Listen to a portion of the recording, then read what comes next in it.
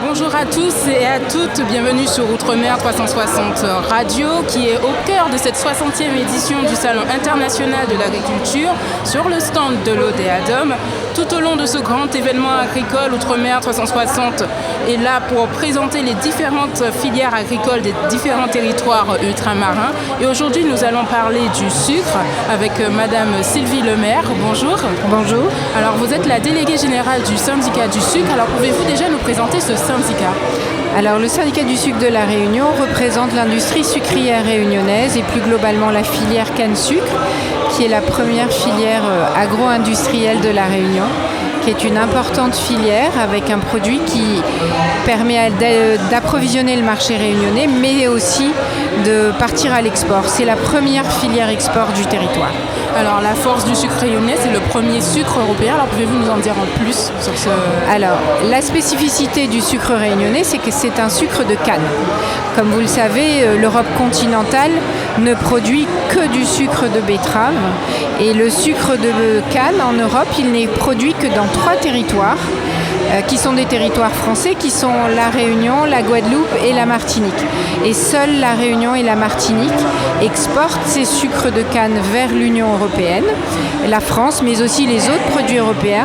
Et la Réunion, que l'on a appelée l'île à sucre, exporte 80% des volumes. Donc c'est une part très importante de la production de sucre de canne de l'Europe, en fait. Cette origine de la canne, c'est ce qui fait qu'on appelle un sucre spécial sur le marché européen. Alors, vous avez raison.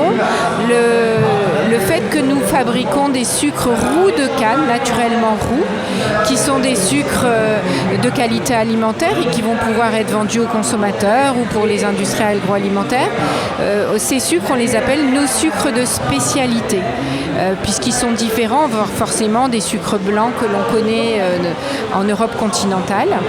Et on a toute une gamme de sucres, c'est-à-dire qu'on va aller des sucres blonds au sucre roux de roux intense.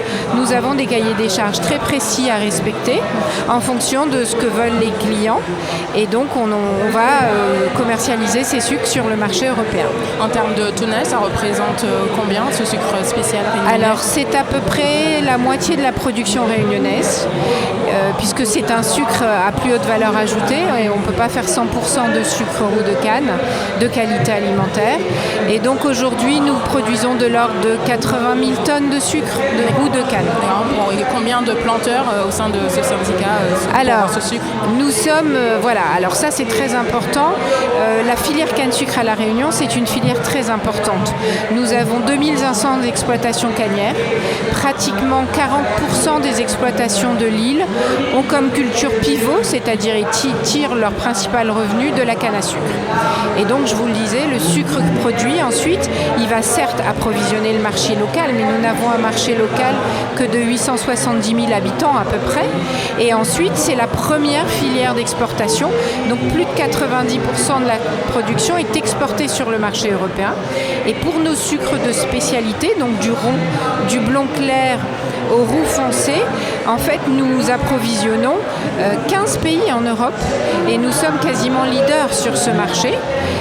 Et alors la grande spécificité, c'est que seule la Réunion et la Guadeloupe envoient leur sucre sur le marché européen et nos concurrents sont des pays non européens, puisqu'en fait l'Europe continentale, ne produit pas de sucre de canne, et donc nos concurrents, ce sont des pays comme la Colombie, le Costa Rica, le Belize, le Swaziland, voilà. Ce ne sont que des pays producteurs de sucre de canne, mais qui ne produisent pas en environnement européen.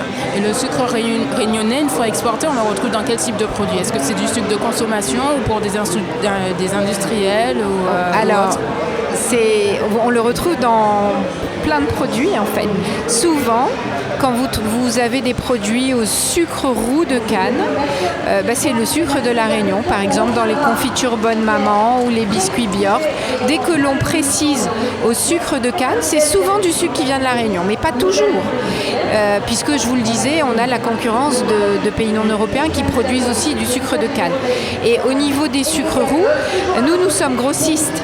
Et comme je vous disais, nous vendons dans 15 pays. Donc en fait, ce sucre, il va être commercialisé par les distributeurs que vous connaissez, les marques de Béguincé, Blonvilliers, les marques des autres concurrents, des Allemands, des Espagnols, on a des Tchèques qui vendent du sucre de canne. La difficulté, c'est qu'aujourd'hui, ils ne s'approvisionnent pas qu'en Europe, c'est-à-dire qu'en Guadeloupe ou à La Réunion, ils s'approvisionnent dans les pays étrangers. Et du coup, ils ne mettent pas toujours l'origine. Ce qui fait que le consommateur, lorsqu'il s'achète un paquet, qu'il connaît souvent sous le nom de cassonade, eh ben, il ne sait pas forcément qu'il consomme du sucre qui vient de La Réunion. D'accord. Pour la filière, face à la concurrence, cette concurrence mondiale, quels sont les défis du sucre de La Réunion, du sucre spécial, et comment le syndicat du sucre, vous essayez de rendre plus visible ce sucre? Alors, on a deux stratégies. On a une première stratégie, c'était de dire à la Commission européenne, écoutez, maintenant, on a trop de concurrence étrangère. Il y a 79 États ACP-PMA qui rentrent en Europe sans droit de douane sur le sucre. Et plus, on a eu les accords Amérique centrale et Pacte andin qui ont donné des contingents de sucre sans droit, sans taxe, à des pays comme la Colombie, le Pérou, le Costa Rica, je vous en parlais. Ce qui fait qu'aujourd'hui, ce qu'il faut bien comprendre, c'est que le marché des sucres de spécialité, tels que nous produisons, c'est un tout petit marché. C'est 250 000 tonnes, c'est 1,5% du marché européen. C'est très petit. Ouais. Et donc, et aujourd'hui, pratiquement 70% des sucres vendus sur ce marché, ils viennent en dehors de l'Europe. Et donc on a dit à la Commission européenne, écoutez, stop maintenant, c'est plus possible. Donc lorsque vous faites des accords, il ne faut pas autoriser, il ne faut plus supprimer les droits de douane sur ces sucres-là. Donc là-dessus, on est entendu, mais on demande même à la Commission d'aller plus loin par rapport aux accords qui ont déjà été conclus. Et puis, donc, on a un vrai travail là sur éventuellement une mesure de sauvegarde, parce que, je vous le disais, 70% aujourd'hui de ce marché, il est préempté par des pays non européens. Et puis ensuite, on a un autre travail qui est évidemment de travailler sur la segmentation, la montée en gamme, les labels. Et on a un gros dossier en cours sur l'IGP, par exemple. Alors ça fait partie de vos prochains chantiers prioritaires pour les prochaines années ? Oui, bien sûr. On a beaucoup de chantiers parce que la filière est une filière importante. On n'en a pas beaucoup parlé, mais au-delà du sucre, on produit de l'énergie, on produit du rhum. Enfin, quand je dis on, c'est à partir de la canne à sucre, le territoire produit tous ces éléments. Et aujourd'hui, on a des enjeux majeurs sur le plan du développement, des questions agro-environnementales. La canne à sucre a un rôle essentiel sur le territoire pour la préservation des sols, pour le maintien de la terre, puisque la canne est une plante très profonde. Donc voilà, donc on a beaucoup d'enjeux aussi au niveau de la culture même. Et puis on a ces enjeux sur le plan commercial qui est de conserver nos débouchés en Europe, puisque c'est la première filière d'exportation de la Réunion. D'accord. Merci beaucoup Sylvie Lemaire d'avoir répondu à nos questions. Avec plaisir, je vous remercie à vous. Merci. Merci.